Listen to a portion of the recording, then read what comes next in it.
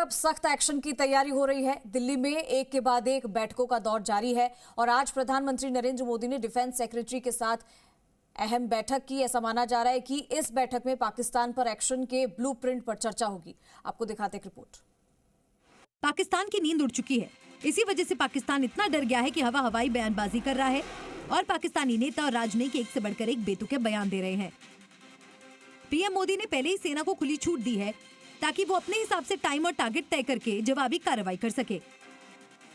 इसी के बाद से ही एलओसी पर तैनात बीएसएफ पाकिस्तान की ओर से की जा रही फायरिंग का मुंहतोड़ जवाब दे रही है।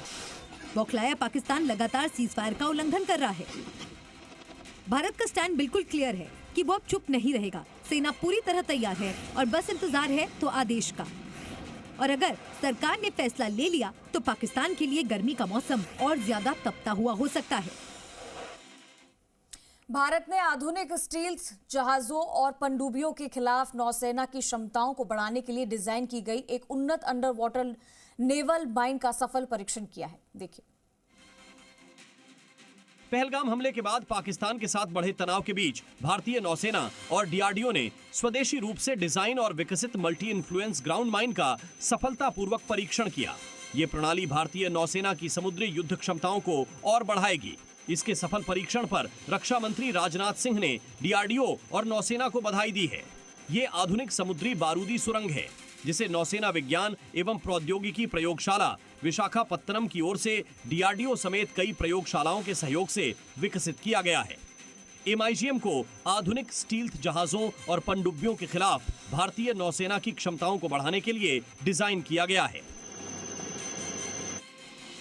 पाकिस्तान पर हमले के लिए रणनीति सेना बनाएगी और उस पर मुहर प्रधानमंत्री नरेंद्र मोदी लगाएंगे और इसी को लेकर पिछले 3 दिनों से बड़ी बैठकों का दौर जारी है। प्रधानमंत्री नरेंद्र मोदी ने ताबड़तोड़ कई बैठकें की है। पीएम मोदी सोमवार को जब प्रधानमंत्री कार्यालय पहुंचे तो सबसे पहले उन्होंने रक्षा सचिव के साथ अहम बैठक की। रक्षा सचिव के बाद प्रधानमंत्री मोदी से मिलने पहुंचे राष्ट्रीय सुरक्षा सलाहकार अजित डोभाल। पीएम मोदी से पाकिस्तान के खिलाफ एक्शन पर चर्चा की। दोनों बैठकें बेहद अहम थीं। माना जा रहा है कि एक दिन पहले कल air force chief air marshal AP Singh ने पाकिस्तान पर हमले की वायुसेना की रणनीति बताई है। उससे एक दिन पहले navy chief admiral DK. Tripathi ने पाकिस्तान पर अटैक की प्लानिंग पीएम मोदी से साझा की।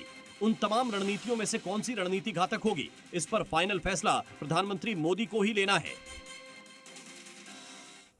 पाकिस्तान से तनाव के बीच केंद्र सरकार ने कई राज्यों से 7 मई को सेफ्टी मॉक ड्रिल करने के लिए कहा है।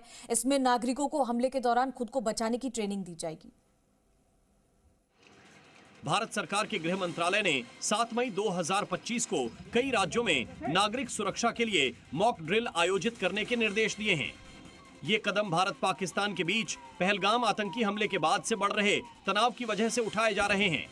इनमें हवाई हमले की चेतावनी देने वाले सायरन का संचालन, शत्रुतापूर्ण हमले की स्थिति में खुद को बचाने के लिए नागरिक सुरक्षा पहलुओं पर नागरिकों, छात्रों आदि को प्रशिक्षण, क्रैश ब्लैकआउट उपायों का प्रावधान, महत्वपूर्ण संयंत्रों, प्रतिष्ठानों को समय से पहले छिपाने का प्रावधान और एग्जिट प्लान का रिहर्सल। ये अभ्यास 1971 के भारत पाकिस्तान युद्ध के बाद पहली बार इतने बड़े पैमाने पर हो रहा है, जो मौजूदा तनावपूर्ण स्थिति को देखते हुए महत्वपूर्ण माना जा रहा है।